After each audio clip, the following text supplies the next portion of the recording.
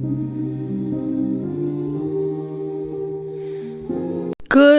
day, good morning, good evening from wherever it is that you're listening from. Thank you for listening. My name is Ibilade Timlua Princess for short, the story sharer and the host of the Safe Space podcast. This is the show. This is a podcast where you learn, and you grow.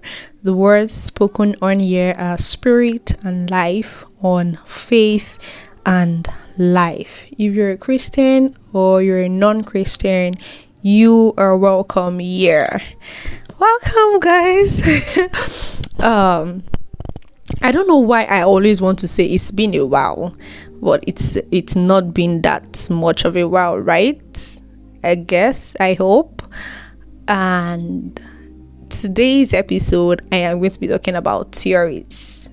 The last time, would I say the last time? Or, yeah, perhaps the last time I talked about theories or went deep into theories was when I was in college, and it was a particular course we were doing talking about theories of communication. I studied mass communication anyways, and yeah, it wasn't so much fun because there were just lots of theories.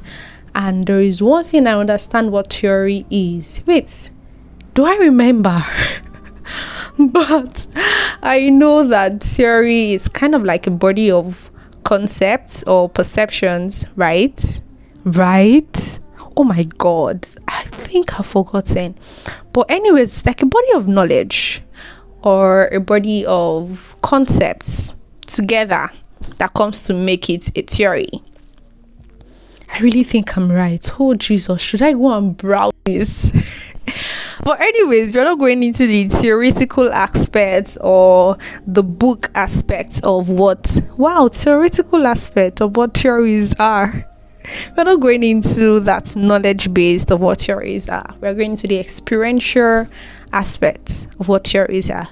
And I would just like to share you the theories that I have. I have a theory about childhood, about growth, about purpose, about coming into God, or about believing God. I have a theory about God.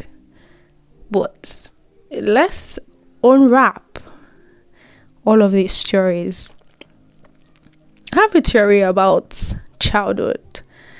I have a theory that growing up, we have this innocent, full, and pure potential inside of each and every one of us. I have a theory that when God created us, at some point in our lives, before we came into being, before our parents gave birth to us, before we were ever molded into this fetus, into this child that is in the womb of our mothers, before all of that, we were with God. And so before all of that, He already created us, and we were enjoying in His mind or in His presence. And He already thought of a thing in this world. He saw a missing piece in the puzzle of this world and said, you know what, I'm sending this child to fill that missing piece. She is the only one that can get this piece done. And then it begins to tell us what it is that we're going to do. It begins to explain to us that purpose in which He's sending us to this earth for. It begins to tell us different kind of things. This is what is going to happen. It shows us, not just telling us, because again, we are in His mind, so we just know everything that we ought to do. And so He puts us in our mother's womb and says, you know what, I'm sending you to this family. It's part of the plan. I'm all sovereign. I know it is part of the plan. And for some people, is into the womb of that mother that has been raped, is into the womb of that mother that might die during childbirth.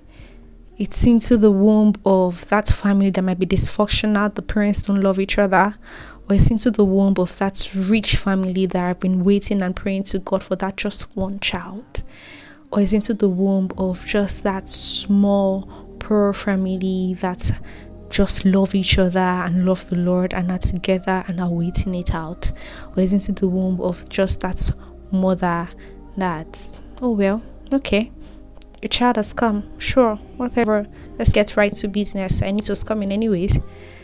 And whatever it is, the situation of or circumstances it is of coming into this world, He put us there. Our existence, our whole forming was known. This is my theory. And so this is my theory that then we start growing up full of potential, full of dreams, full of purpose. But we've forgotten everything that we discussed with God before we were born. And so it's like, you know what, it's all part of the plan. You're not meant to remember anyways. But if you follow me, if you grow up in my way, you will come into all of this 100%. But some of us then turn away, or we are not even just born into a family that believes in God, or we are born into a family that serves other religion or serves other gods, and it's like, you know what, it's all part of the plan. I still want you to come into my knowledge and have this purpose.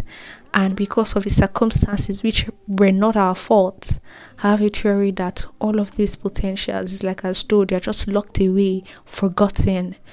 And it's not reducing in percentage or reducing in quality. It's just reducing in knowledge, and it's just there. And we don't remember. I have a theory that every life, every part or kind of life that we live before we come to know God on this earth, they are just us doing our own thing. It's like as though we've just not started living out the purpose of why we were created. We've not just filled that piece or missing puzzle yet. Sometimes we try to do it, even sometimes as part of His plan. I have a theory that He still makes us do it in one way or the other. And so some may think that, oh, this is my dream. Meanwhile, that dream is part of that purpose or part of that missing piece. Everything, because it's just not one thing that we are created to become or one thing that we are created to do. It's all encompassing of so many different things that we begin to unravel and unveil as time goes by, as we stay on that track of fulfillment. And so I have a theory that some of us try to do it without God, and sometimes it's difficult. Sometimes God permits it to be successful, and some of us don't even try at all. And it's not our fault, it's the circumstances. And so we have no idea of why we're here. And then we keep on feeling that null, that voidness, that emptiness of, I don't feel fulfilled enough. I don't think I am doing everything I'm supposed to do. I don't feel like I'm maximizing every of my capacity. And so we feel that voidness. And sometimes these things push us to God. Sometimes these things now push us to like that very beginning of God, that very beginning of knowing who He is, that very beginning of how we could have actually started that as a child, that's very beginning of our discussion with God before we were born. And so I have a theory that once we now come into the knowledge of God, then we start living. That is when we know who we are. That is when, like as though there's this rushing knowingness, this coming together like a flashback, everything rushing all together, everything that we're supposed to do is just coming. The desire, the zeal, the fire, the passion. Some of it is interwoven with every experiences that we might have had, every failures that we might have experienced, every hurt, every injury that we might have taken in when we were outside of Him. All of it now woven together to still fulfill that one thing we're created for. Not like as though the purpose changed, but it's now fuller. It is now mightier. It is now heavy. It is now it is now packaged so sweet. And so it's like we're starting all over again. Now we know him. Now our life has just fully started.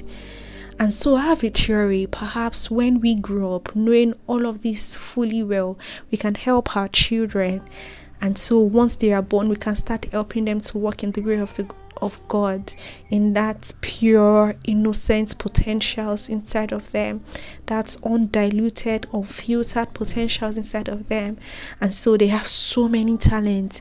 We start to encourage them. Oh, you want to be into art? Encourage them. You want to be into singing? Encourage them. Oh, you want to learn how to play the piano? Everything packaged together. All of those desires, unfiltered, raw, undiluted, pure, natural, right from birth. And so this is my theory about growth. This is my theory about purpose. And how did I even come into this theory? Because I realized that when I was small, I used to have this desire to write, and unchecked, unfiltered, raw, the desire to read, to consume, the desire to produce as well, the desire to just write anything, write songs, sing. I could just be singing and I'm forming a melody out of the blues, and I could just write a story. My mind will go in wild imaginations, unfiltered, unstoppable, just going like that, form literally a whole 2-hour movie out of my imaginations in one sitting. Just like to dwell in my thoughts and just travel and go to places with my thoughts and write and read stories, read novels, write stories, write books, write poems. And all of those things stopped. And I didn't desire them anymore. Things happened, life happened, circumstances happened, until I came back. It's like a whole full circle of you started from here, went away, went astray, went your way, different kinds of way, and then you come back to that certain point, which is God. And so you hear lyrics like, oh, you don't start to live until you found God. You hear lyrics like, oh, it's like as though your life doesn't start until you start it with God. Or you hear things like, it is when you start to know God more that you start to find your true self. You think you are like this, you think you have these habits, you think this is the way you think. And then when you start to think with God, when you start to invite Him into diverse things of your mind, or diverse ways, or just invite Him into whole of yourself, and then you realize that, oh, I thought I knew me. I didn't know me, because no one can know you than the Creator Himself. And so it's a whole full circle, and then you come back to that starting point, which is God. And when you start with Him, everything just comes rushing back. And so when I came back to that point where I want to rely on God, I want to know Him more, and I actually start to know Him more, and then all of these desires, all of this talent just starts to come back. I'm like, oh wait, I used to love writing, now I am writing. And it's like, oh, my talent, my purpose is attached to this. And I didn't even know there was something else I was pursuing, something else, my own way, my own dreams. And those things are not lost. They are just even much more refined now. They're even much more refined now. And you just come into that. And then you be like, wait, when I was small, to you it might be you used to love playing ball, you used to love sports, and then perhaps your parents told you, oh, you're a female, this is not the kind of sport you should be involved in. And all of those things are stripped away by society, by culture, by weight here, different kinds of things, different kinds of circumstances, tragedy, different kinds of things. And then when you come into God, and then you start to search for your purpose more, and then just comes naturally, and then that desire to do that kind of sport comes back again, and perhaps it's just not too late and God is saying, yeah, I want you to go back into this. That heartfelt desire, that's pure, unfiltered desire just comes back, and you just realize that, wait, what? My purpose was attached to this. It's a whole full circle. A whole full circle. And so many times you don't realize this. And so,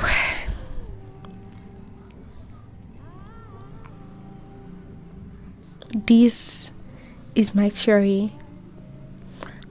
about childish, my theory about purpose, my theory about growth, my theory about creation, my theory about teaching children, and my theory about consistency is not the ability to do something repeatedly, but the ability to wait. I realized recently that consistency in devotion with God, devotional consistency is not about how you do it every day, but the ability to wait on Him, the ability to sit still, the ability of that one day that you didn't feel like it and you showed up regardless. That's it. Just that. That's basically it. And so, to summarize,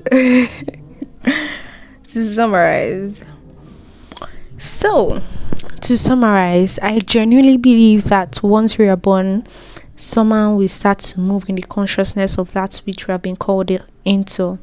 They may seem like childish desires, wants, or just whims or talents because we like them. But once we mix outside of our original design, we get cumbered with the ambitions this world gives us. Somehow in the journey of our lives, then we find God again. The spirit within us is quickened, and like as though we start to backtrack our steps to that consciousness of our design and frame, things start to become clearer. In bits and pieces, we assemble to become the owners we came from God as a child. The childish desires we once despised or tossed away for the ambitions this world gives start to make clear sense as our purpose. But somehow in all of these, even the falling away seems structured together. Even the times we seem like as though we mixed with different design than our original design, it was all part of the plan for our own good, woven carefully into our making, into our forming, into our building up. Who would have thought? Like I said, the acting, the writing that I used to do when I was small. Yes, I used to act by myself alone, or just form up things and just act it out with my classmates, then put chairs together, form a house, act the mommy, act the daddy, act the child. In fact, what I used to direct, I used to be the one to explain to them what they should do, and then I'll tell them, you act like this, and I'm like, no, you're not acting it well, you are supposed to cry so well. And I remember how I was forcing myself to cry because it was part of me acting, and they were like, oh my God, you are crying. I'm like, yes, this is it, this is how you should act. And I was supposed to act as the wife that lost her husband or something. Oh my God, it's all coming back to me because I'm talking about it. And who would have thought? Because right now it's so funny, but I love directing. I want to direct. I want to start a career in filmmaking. I now love filmmaking. I love acting. I love directing. I love script writing. I love writing stories. I want to author a book. And I would not have thought, I did not pursue it growing up.